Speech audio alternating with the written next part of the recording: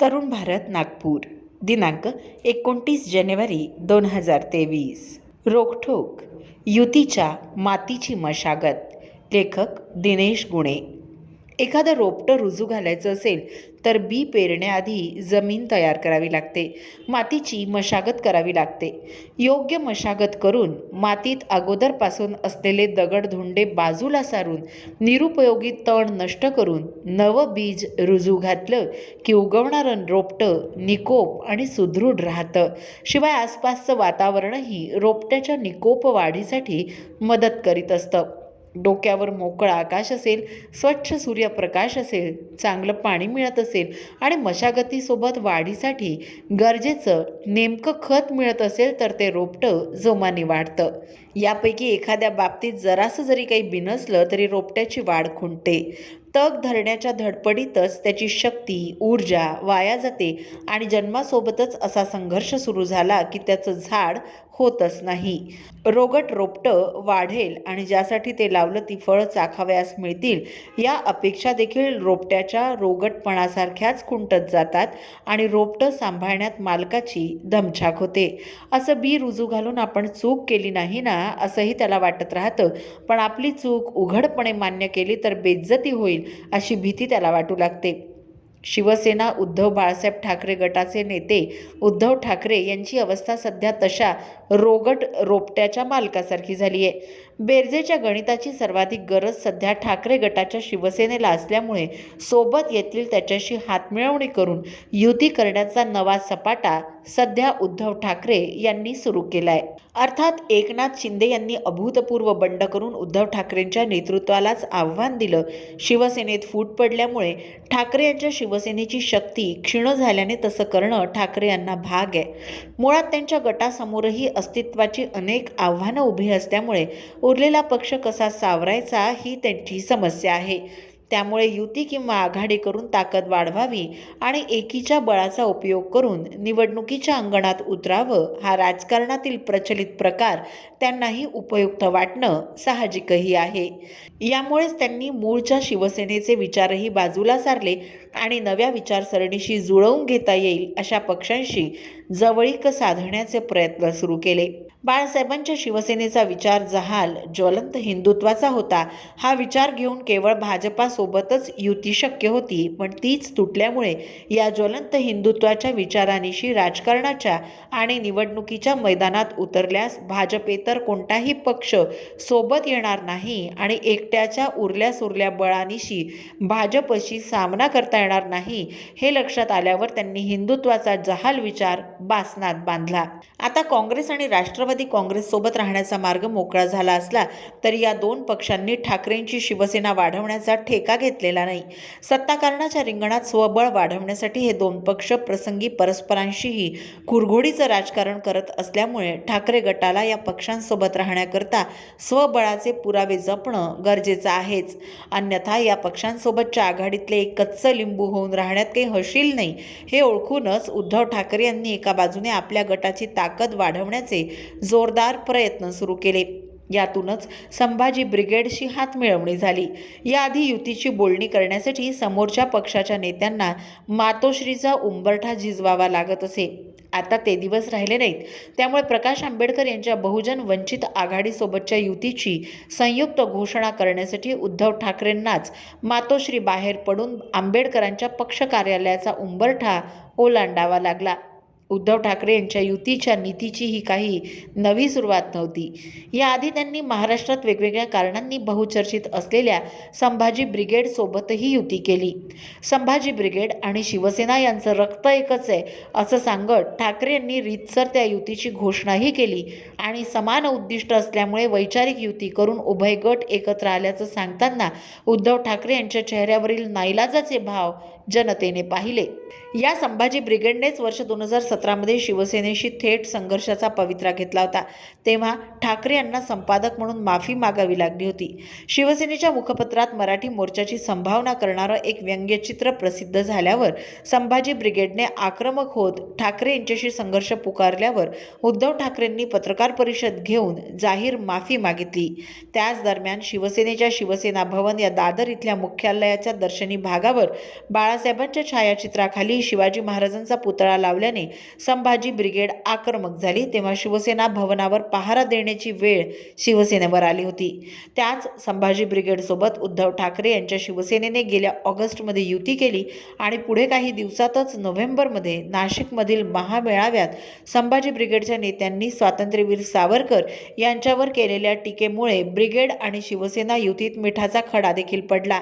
सावरकरांवरील टीका शिवसेना सहन करणार नाही असा इशारा त्याच मेळाव्यात शिवसेनेचे भास्कर जाधव यांनी संभाजी ब्रिगेडला दिला खरा, पण त्यानंतर ठाकरे गट आणि संभाजी ब्रिगेड यांचं नातं फारसं दिसलं नाही.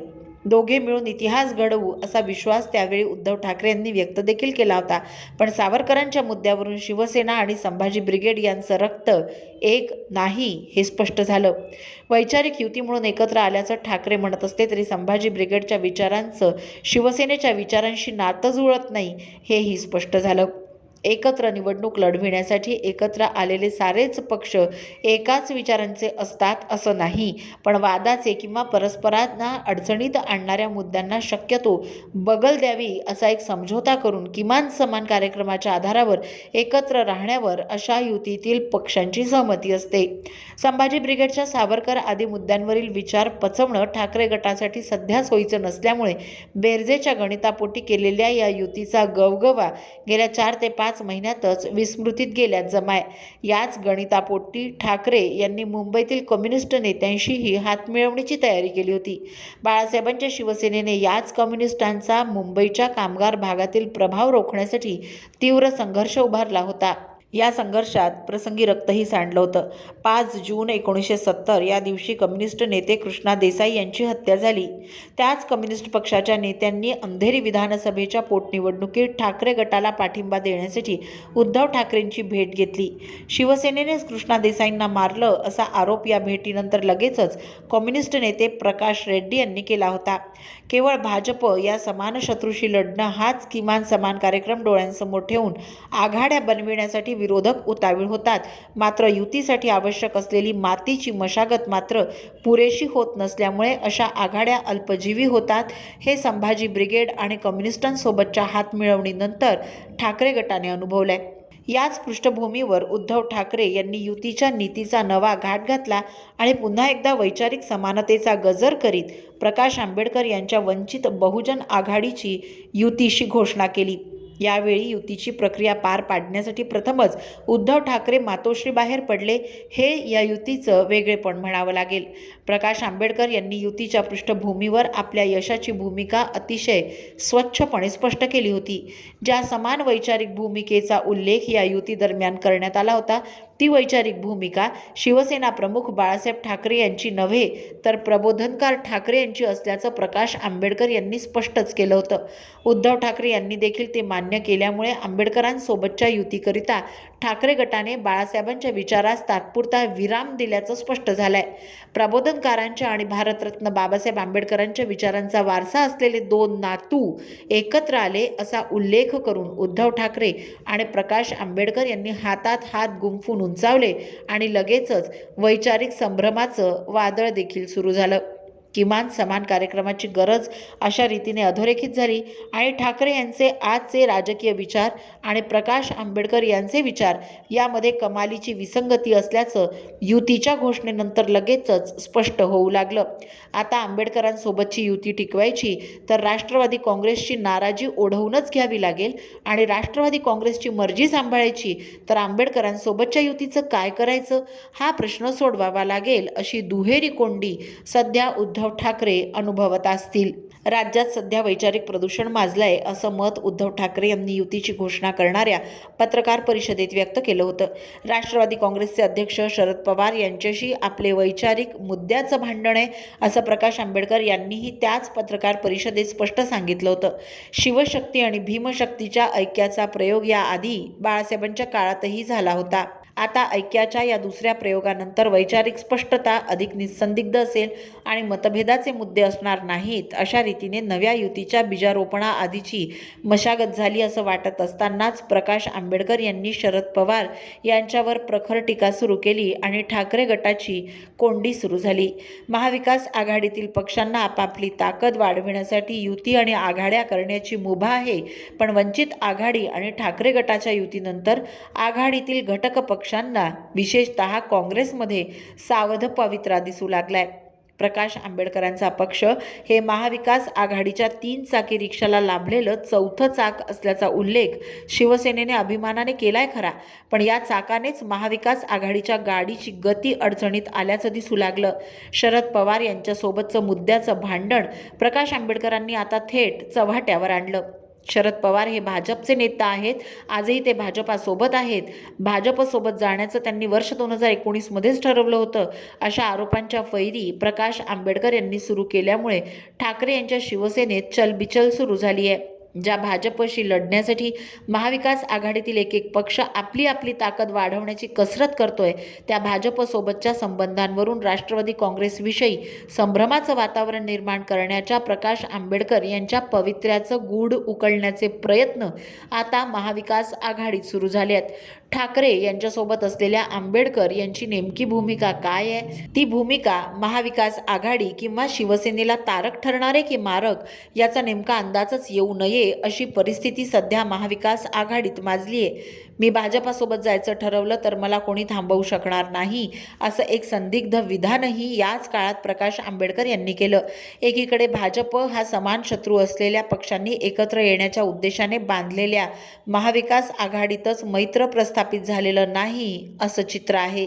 शत्रूचा शत्रू तो आपला मित्र असा राजकारणातील युती आणि आघाडीचा साधा निकष असतो, पण सध्याचं चित्र पाहता महाविकास आघाडीतील पक्षांच्या मित्रत्वाचं नेमकं गमक काय आहे हेच स्पष्ट नसल्याचं दिसतं.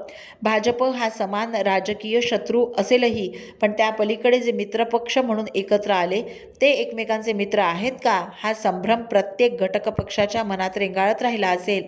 बघायचं डावीकडे आणि हात द्यायचा उजव्यांना ही शरद पवारांची नीती आहे असा थेट आरोप प्रकाश आंबेडकरांनी केल्यावर राष्ट्रवादी काँग्रेसमध्ये जेवढी तीव्र प्रतिक्रिया उमटली आहे तेवढीच तीव्र अस्वस्थता ठाकरे यांच्या शिवसेनेच्या तंबूत देखील माजली आहे. आंबेडकर यांनी आघाडीत मिठाचा खडा पडेल असं वक्तव्य करू नये अशी संजय राऊत यांची अपेक्षा असली तरी आपण राऊत यांना ओळखत नाही असा पवित्रा आंबेडकरांनी घेतल्यामुळे या वादातून बाहेर पडण्यासाठी उद्धव ठाकरे यांनाच मैदानात उतरावं लागणार आहे हे स्पष्ट झालंय. ज्या एका समान हेतूसाठी एकत्र यावयाचं असतं त्या हेतूची पूर्तता करण्याकरता अगोदर त्यासाठी अनुकूल वातावरण तयार करावं लागतं. मातीची मशागत केली नाही तर कितीही दर्जेदार बियाणं पेरलं तरी उगवणारं रोपटं रोगट असतं असं म्हणतात, ते हेच असावं. रोखठोक या सदरातील दिनेश गुणे यांचा हा लेख आपण तरुणभारत.net या संकेतस्थळावरही ऐकू शकता. असेच अभ्यासपूर्ण लेख ऐका फक्त डिजिटल तरुण भारत सोबत. त्यासाठी आमच्या YouTube चॅनलला लगेच सबस्क्राईब करा, लाईक आणि शेअरही नक्की करा. धन्यवाद.